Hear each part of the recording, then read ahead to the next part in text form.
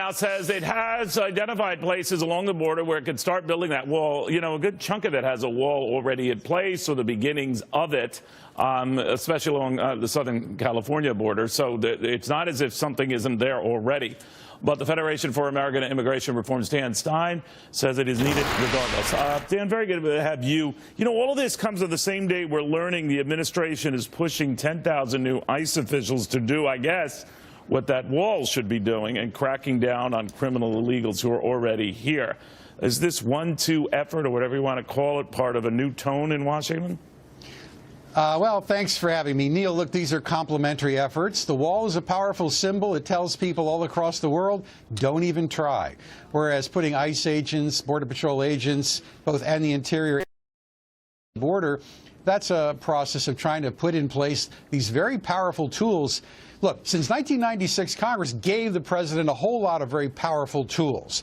These tools are in the law, and John Kelly's using them. Now, Barack Obama walked right up to these tools, turned his back, and folded his arms and said, nothing to see here. Donald Trump, he's moving at the pace of, you know, a cheetah, right? I mean, if Congress is a snail and nothing gets done, Donald Trump is a cheetah, putting in place the old 287G cooperative agreements with state and local police, building up the Border Patrol. A wall is a wall is a wall, and you got to have a wall along the entire border. But can it go along the entire border? And can the costs that I've heard, anywhere from 18 all the way up to $50 billion, cover it? Neil, the voters who voted for Donald Trump, what they want is secure borders. They want security on the southern border. Now, if it takes a wall, 50%, fencing, other things deployed in the interim.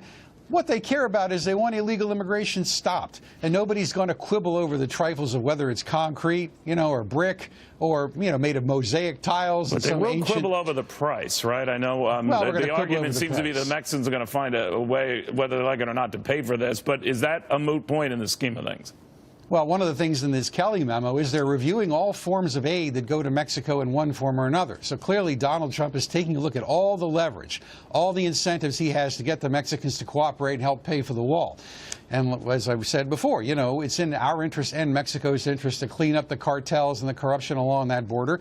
And a border wall is part of a balanced, integrated strategy, along with a force multiplier of state and local police, mandatory detention, dialing back credible fear determination so that they're not abused. I mean, there's some great stuff. You got to realize that these memos that they're putting out, they unleash a battery of tools that Congress has given them that make it very possible to control our border. I'm not setting the cameraman, I hope. Very possible to control our borders in ways we have not seen, you know, in 30 years. But Dan, let me answer something, because one of the things we've discovered, of wall or no wall, is that a lot of illegals have been very good at digging tunnels, some very elaborate, you know, sophisticated, long tunnels.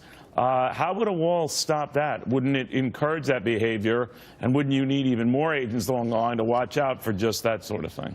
Well, sure, but obviously that's where the deployment of sensors and drones and satellite imagery, you know, you find a tunnel, you fill it up. But remember, we're coming out of 8 years of an administration that just simply didn't want to see. Right? Just absolutely had no interest in seeing what was before their eyes. Obviously, a wall by itself is not a proper framework of the analysis, Neil. It is everything. It is the messages we send overseas, the curtailment of abusive consular decisions that give people visas who aren't going to leave the country.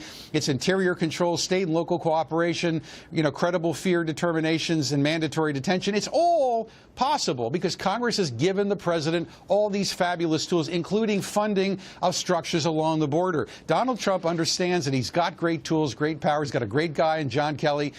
Lots going to happen. And, you know, courts simply do not have jurisdiction to challenge everything he's trying to do because border control and border security is an attribute of national sovereignty. All right. We'll watch closely. Dan, very good seeing you again. Thank you. Thank you. Great. Daniel.